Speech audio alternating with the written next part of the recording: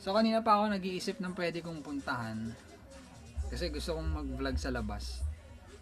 Naiisip ko rin na ano, kung lalabas man ako, anong gagawin ko sa labas? Yung parang ano, alam niyo yung gusto ko munang ano, siguraduhin yung mga mangyayari bago ko gawin. So, alam mo yun, yung ikaw ba yung klase ng tao na parang kagaya ba kita na ano, gusto mo muna na sure yung siguraduhin na okay ka, ganyan.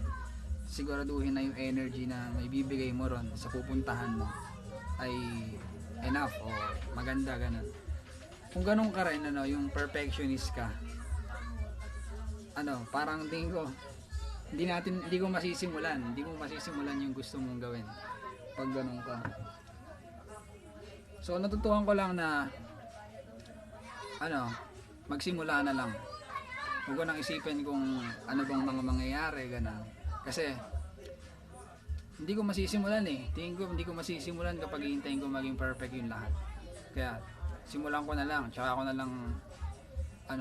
lang isosolve yung mga kailangang isolve pag mayroong hindi magandang nangyari.